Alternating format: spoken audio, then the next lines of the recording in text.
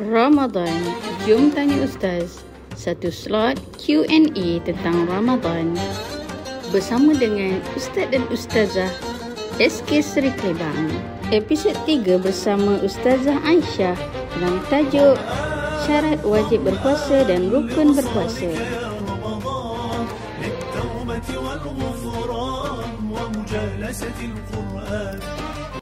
Assalamualaikum Hawa. Waalaikumsalam Ahda. Adik awak puasa ke? Tak, Kenapa? dia kan kecil lagi, jadi tak perlulah puasa lagi. Tapi adik saudara saya puasa okey je. Saya tak tahulah budak-budak kena puasa ke tak. Macam mana ya? Saya pun tak tahulah. Jomlah kita tanya Ustazah nak. Jom bersama kami dalam slot Jom Tanya Ustazah. Assalamualaikum Ustazah. Waalaikumsalam. Boleh saya tanya sikit?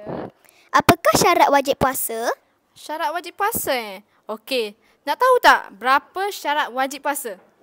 Nak tahu? Okey, jom dengar Ustazah terangkan, okey? Okey, syarat wajib puasa ni ada 4. Yang pertama ialah Islam. Yang mana orang yang beragama Islam itu perlu ataupun wajib untuk menunaikan puasa. Manakala orang yang kafir tidak wajib ke atas dia untuk berpuasa. Tetapi jika orang kafir dia memasuki Islam atau memeluk Islam, maka wajib ke atas dia untuk berpuasa. Akan tetapi dia tidak perlu qada puasa yang sebelumnya. Yang kedua iaitu baligh. Yang mana kanak-kanak yang berusia 7 tahun, okey? 7 tahun, dia tidak diwajibkan untuk berpuasa. Tetapi pada waktu itu kita boleh latih mereka untuk belajar berpuasa. Bila mereka sudah meningkat usia sehingga 10 tahun, maka kita perlu menyuruhnya untuk berpuasa juga. Yang mana kalau kanak-kanak yang 10 tahun ini tidak berpuasa, maka ibu bapa atau walinya boleh menegur atau memukulnya, tetapi tidak memukul pada tempat yang tidak sepatutnya, bagi memberi teguran kepadanya untuk berpuasa. Boleh? Boleh diterima lagi? Okey, baiklah. Seterusnya ialah yang ketiga, iaitu berakal. Kalau orang gila, bolehkah dia berpuasa? Rasa-rasa? Tak. Tak. Tak kan? Tak. Okey, kenapa? Sebab dalam Islam, Allah menyuruh kita untuk yang berfikiran waras, berakal dan berfikir. Kerana mereka ini sudah boleh berfikir yang mana satu yang betul dan yang mana satu yang salah. Jadi diwajibkan ke atas mereka untuk berpuasa. Itu adalah berakal. Okey. Dan yang terakhir ialah yang keempat. Yang keempat ialah tiadanya keuzuran. Okey, maksud keuzuran ni Allah dah memerintahkan kepada umat Nabi Muhammad sallallahu alaihi wasallam untuk berpuasa. Tetapi dalam Islam Allah tidak menyuruh hamba-hambanya yang sakit ataupun mempunyai keuzuran yang tidak boleh dihalang untuk berpuasa, maka mereka diharuskan untuk tidak berpuasa. Tetapi dalam Islam bila mereka tidak berpuasa, mereka perlu ganti balik puasa tadi. Betul tak? Okey. Jadi kamu faham tak sekarang ada 4 syarat wajib puasa. Yang pertama ialah Islam. Dan yang kedua ialah baligh. Dan yang ketiga ialah berakal. Dan yang keempat ialah tiada keuzuran. Baiklah. Ustazah, saya nak tanya lagi. Oh ya, boleh. Teruskan. Apakah rukun berpuasa? Okey, baiklah. Seterusnya ada soalan lagi untuk Ustazah. Yang mana apa itu rukun puasa? Okey, mari kita dengar. Apa itu maksud rukun? Rukun ini adalah perkara ataupun amalan yang perlu dilakukan oleh umat Islam ataupun orang yang beriman untuk dilakukan sewaktu sebelumnya melakukan ibadah puasa. Dan jika mereka tidak melakukan rukun ini, maka tidak sah puasa mereka. Tidak sah. Okey. Jadi ada 2 rukun puasa. Yang mana?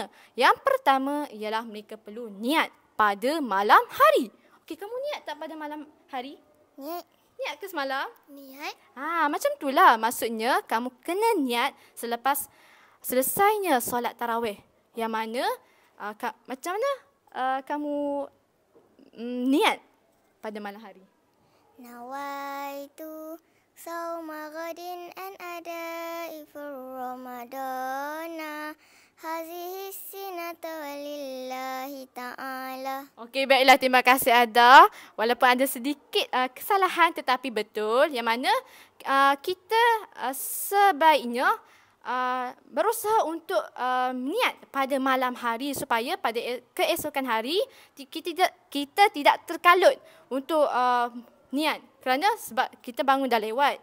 Tapi tiba-tiba kita tak ingat niat tu. Jadi seeloknya semua kena niat pada malam hari. Dan yang seterusnya, ada yang kedua, okey? Yang kedua, okey? Masih dengar Ustazah? Masih dengar Ustazah? Okey. Yang kedua ialah menahan diri daripada perkara yang membatalkan puasa dari terbit matahari hingga terbenamnya matahari. Okey, maksudnya kita ni bila kita start puasa ni, kita kena tahan diri kita daripada melakukan perkara yang membatalkan. Contohnya, perkara yang membatalkan. Makan dengan minum.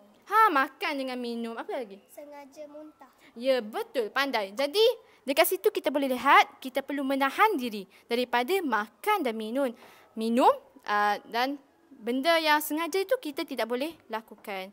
Jadi, ingatlah, itu adalah rukun puasa. Ada dua, iaitu niat pada malam hari dan menahan diri kita daripada melakukan perkara yang membatalkan puasa dari terbit fajar hingga terbenamnya matahari. Sekian saja daripada Ustazah. Terima kasih. Terima kasih. Okey, sama-sama. Oh, baru faham. Lah, saya pun baru je faham. Nanti saya nak ajar adik saya berpuasa lah. Terima kasih Ustazah Aisyah. Berjumpa lagi kita di slot akan datang. Bye. Ramadan Kareem, Kareem, Kareem, Syahrun Azim.